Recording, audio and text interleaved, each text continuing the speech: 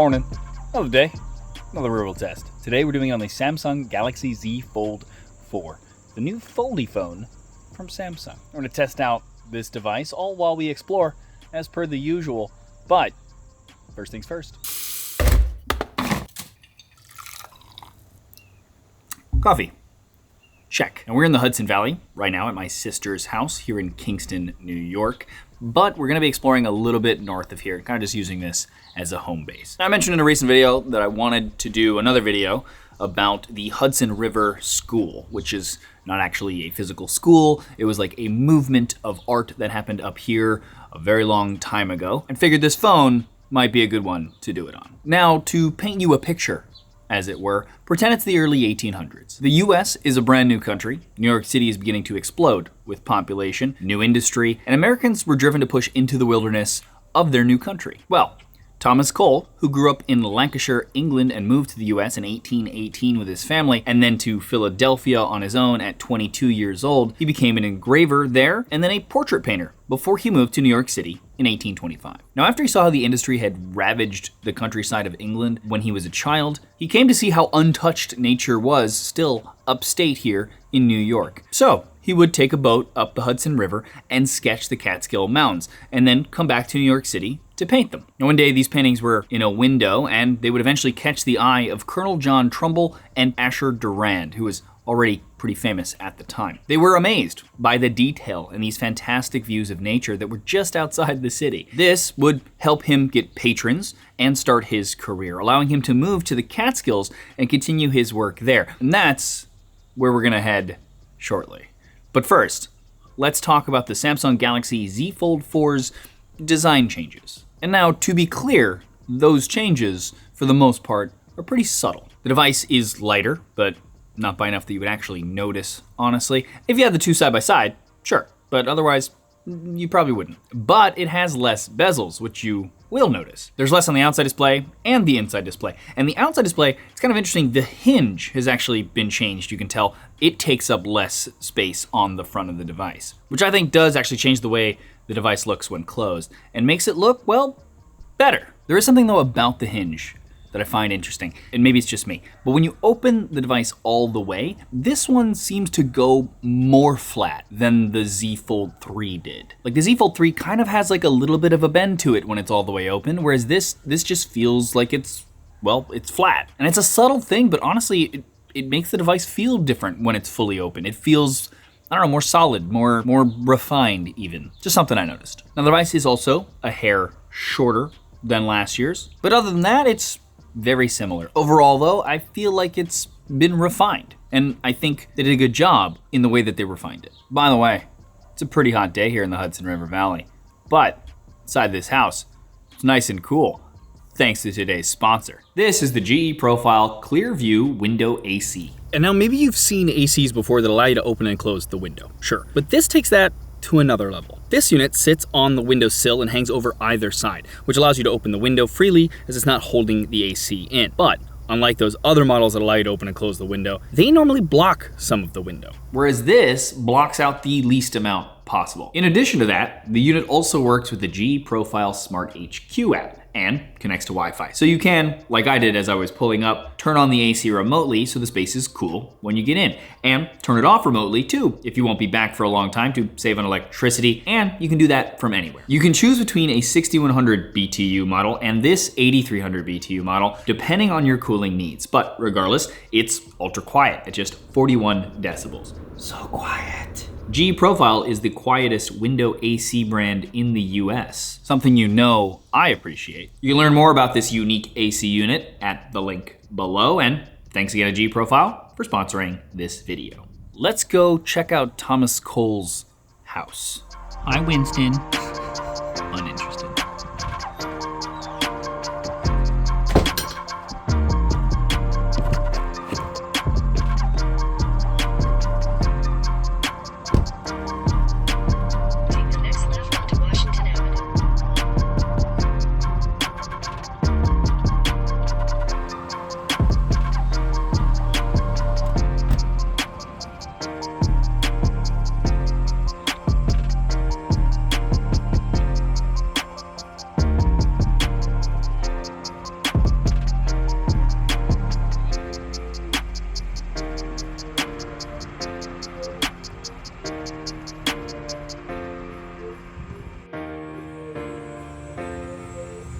Welcome to the home of Thomas Cole, the now Thomas Cole Historic Site. In the late 1820s, Cole ended up staying here on what was a farm at the time called Cedar Grove, and it eventually would become his permanent home in 1836 when he married one of the original owner's nieces. I have found a congenial spirit to mingle soul with my soul. And it's here he would paint some of his most famous works. First, in a small room in the farmhouse here, and then eventually he'd create his own separate studio building. They were also usually done on huge canvases, probably because you had to in order to get such detail with a paintbrush. And here at the site there are actually some reproductions because, well, a lot of them are in museums now and they wanted to show you what it would have looked like when Cole was here.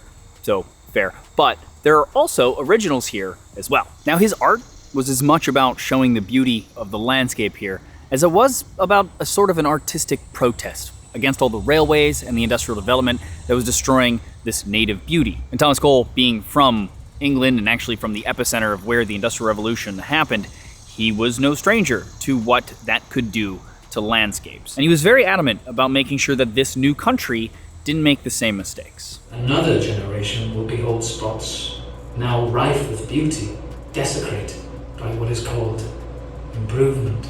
Okay, now let's talk about the screen on the new Galaxy Z Fold4 while we're here outside. Now, one of the complaints I've always had about the Samsung Galaxy Z Fold series in general is that the outside display has always been a little cramped. It's always been too skinny for me to want to use it too often, and typing was such a pain.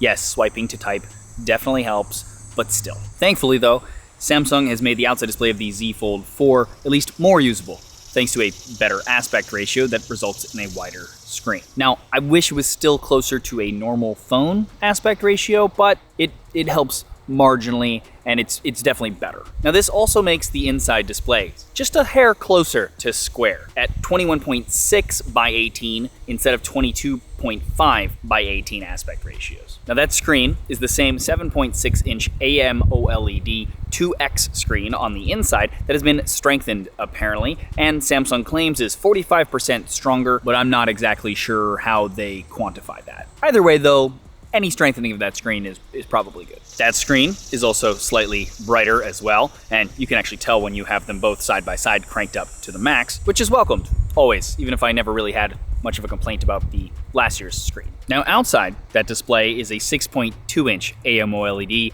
2X covered in Gorilla Glass Victus Plus instead of Victus, so it's better, obviously. Again, not really sure how to quantify that, but I will say that when you do use the phone kind of as its own tripod, which we'll talk about later, the stronger you can make that outside screen, the better. And having used it for a bit, I don't have any scratches on it, so that's good. Now both screens are 120 Hz adaptive, so it'll go up to 120 Hz when needed for smoother animations and gaming, and then drop that down lower when there are, say, static images to save battery. The under-display camera is back, and it is slightly less noticeable compared to last year's model, but you can still see it, especially if you have something white on the screen. Something it did improve, though, is the photos that come out of the camera underneath that display. But of course, regardless, you always have the party trick of being able to take photos on the rear cameras while being able to see what you're taking a photo of on that cover display with the phone open, which is always going to be probably a better way to go anyway. Now, a young 18-year-old student named Frederick Edwin Church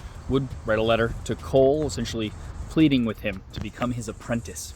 And Cole actually agreed to that, and they worked together for about 2 years. After Church left Cole, though, Cole would pass away at the age of 47. Now, Church would actually go on to become his own, arguably even more successful and famous painter, and would eventually build a home right across the river here from his old mentor.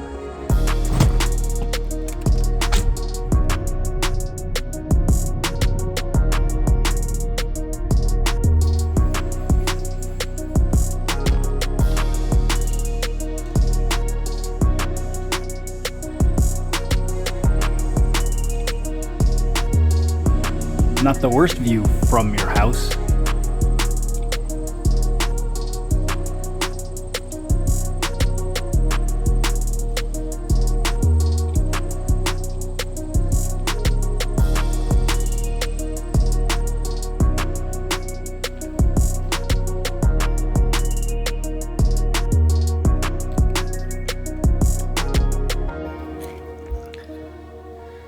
Welcome to Olana, and it's the once home of Frederick Edwin Church, completed in 1872 or so. Church would travel around with Cole, obviously while he was still alive, throughout New York and New England, doing sketches with him and learning from him. But he definitely had some of his own innate talent, it would seem. Cole once wrote of his pupil Church that he had the, quote, finest eye for drawing in the world, end quote. Now in his early career, his art was obviously very reminiscent of his teachers. But as he progressed, he started to develop his own style that ultimately became insanely detailed, even more so than Cole, having very dramatic lighting effects and even more elaborate scenes. Honestly, they're nuts. You could stare at them for a long time and not see everything. Now, he would travel all over the world, sketching and painting what he saw with that level of detail. And even took what is now probably his most famous painting, called The Heart of the Andes, to New York City as a single painting exhibition, where people would even pay 25 cents a time to view the painting, with opera glasses sometimes, just so they could see more detail. And you have to remember, this was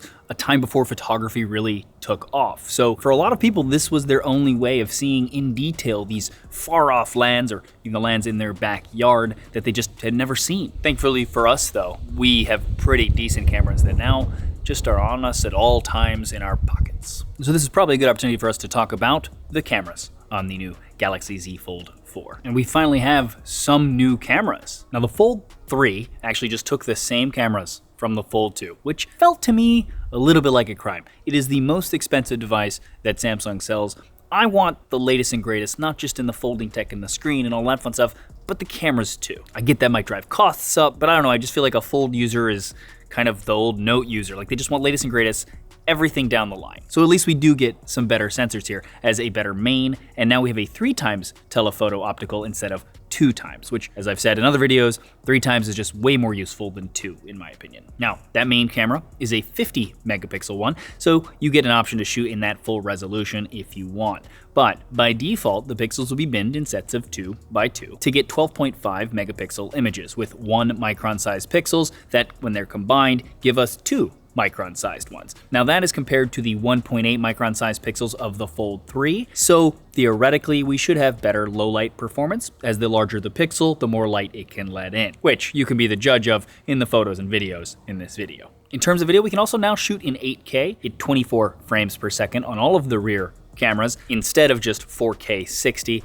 like we could do on the Fold 3. And for the front-facing cameras, the cover one will shoot in 4K 60, while the inside one will only shoot in Full HD 60. Now there's one other feature I want to talk about before we leave here, and that's the fact that we still, just like the Fold 3, can use the S Pen. Now the S Pen is a specific one. There's the Fold Edition, and then there's the Pro version. Those are the only two that will work on this device, same as the Fold 3. They're also optional accessories. They still don't fit in the bottom of the phone, which I know we all want, maybe one day, but for now, no. We do though have a new case for the pen that fits on this device that actually can slide the pen off. It's also kind of in the back, it's a little less in the way, and you can also swap that out for a stand that also fits into that same case. Overall, it's a better case, but I don't really love it. And so, let's test it out while we're here amongst these beautiful vistas.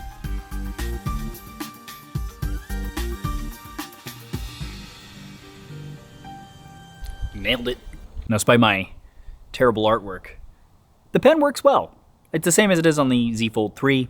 I don't notice any difference, but it does what you need it to do. It's great for taking notes or sketching if you're better than I am. But of course, like all of you probably, I wish it fit somewhere in the device, like the Note and now the Ultra series does, just because whenever you have to carry this extra thing around, it's just that much more likely that you'll lose it or just forget to bring it in the first place. So it would be nice, maybe one day. By the way, just last thing I want to say about this place, because it's nuts. I've been walking around and it's super interesting because unlike Cedar Grove across the river, this place was fully designed from scratch by Church himself. And not just the houses, but the landscape itself was meticulously, like, trees were planted in specific spots. He carved out the ground to make the lake that mimics the bend in the Hudson River that it's right next to. And even the carriageways that you come up along have little reveal moments that kind of give you this picturesque painting-like view over and over again. And all of that was designed. He even actually said in a letter, quote, "I can make more and better landscapes in this way than by tampering with canvas and paint in a studio," end quote. Olana is considered one of Church's last masterpieces because it was his way of taking one of his paintings and turning it into the most elaborate 3D painting that you could just walk through. 1,000 feet, turn right onto New York 19.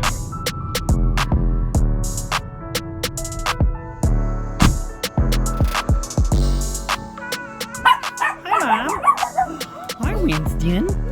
Hi. You bark at me every time, even though you know me very well. This is my mom. Hi, Mom. She's up here right now, actually, because she just recently got a house, like, right down the street. Like, I can almost see it from here. That's how close it is to my sister's house. That's right. You're very excited about that. I don't know if my sister is that excited about it. Although it is her fault, because she was the realtor, so totally, she could have stopped this if she wanted to. But we're gonna go to dinner at a place that very loosely fits in with the rest of the theme of this. Really, we just want to go eat there, but it kind of fits.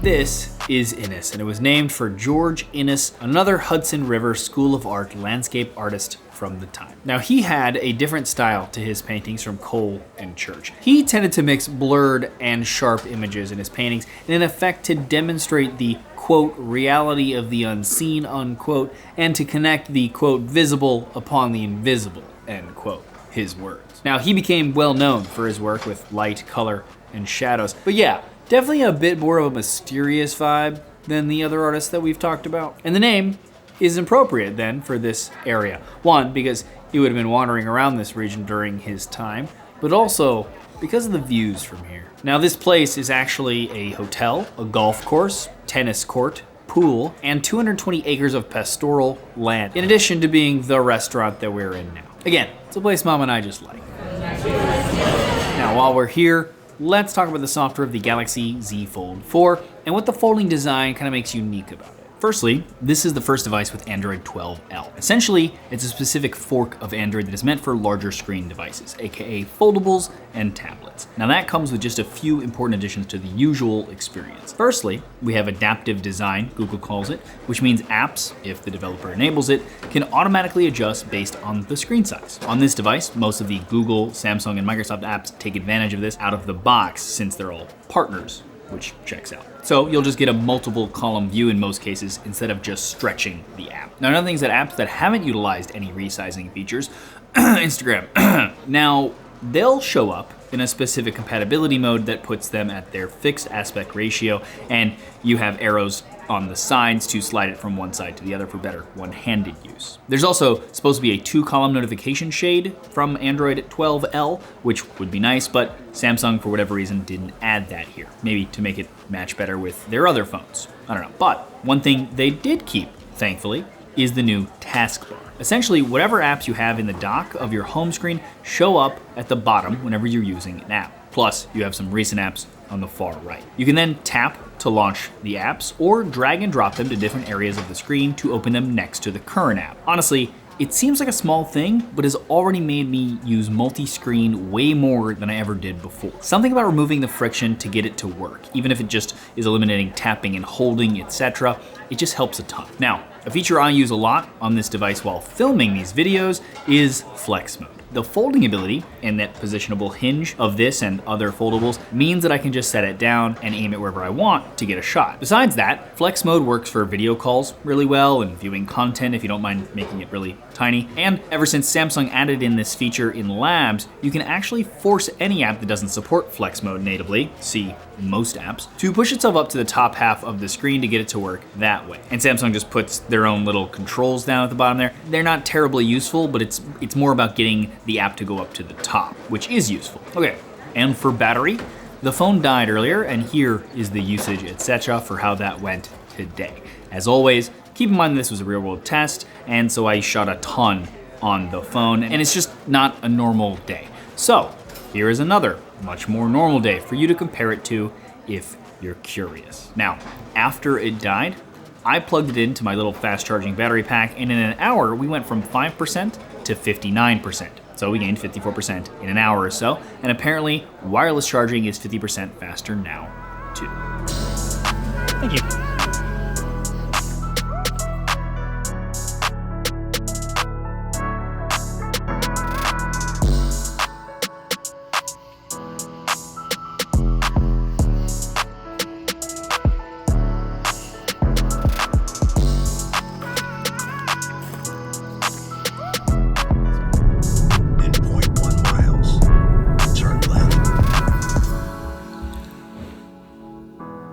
Okay, calling it a night. Now, ultimately, the differences aren't huge. It feels very much like a refinement of sorts. But I do like the new design, even if I wish it was a bit wider so that when it was closed, it was a little bit more useful. But it definitely helps, and it also looks a bit better than last year's did. And for the cameras, well, you can decide that for yourself based on the samples in this video. Overall, I do like the phone, but deciding between the Fold 4 and the Fold 3 is really going to come down to what kind of discounts you can get on either. Now, Samsung themselves are actually doing pretty crazy discounts, as well as the carriers here in the States, sometimes up to a half off or even more, which is nuts. But there's also some pretty good deals on the Fold 3 out now too. I'll leave links below to the best prices that I could find on both, but you guys let me know.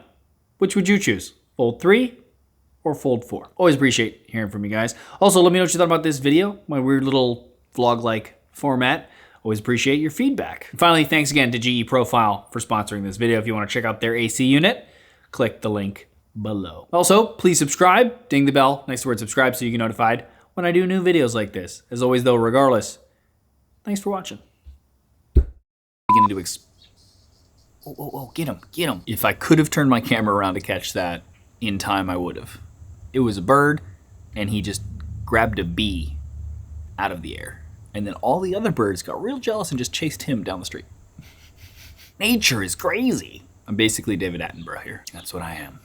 Truck.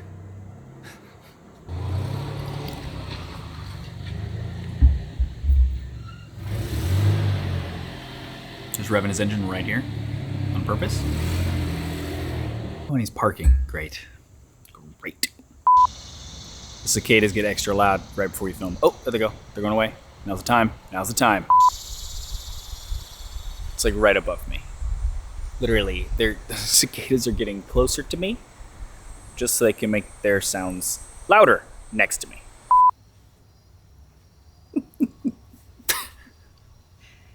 Oh, Mom. And I'll sit over here. Yeah, he's over here. Go. Like this one, Yeah. or this one? Imagine The other is one. it? Yeah, look here, both of you. Yay. One. Cross your arms. And Rayan, smile. nicely, yeah. Cross your arms. Yeah, sure, that's a cool one. Rayan, do a cool pose like this, look. Yeah, look here. Rayan. Yeah, that's super cool, Rayan. Just smile. Don't move your feet. Just smile. Look at me. Look up. Now look at me. Say smile. Got it. And also look. Excellent. Thank you. Come. And no more. Well, a few more, please. No. Please.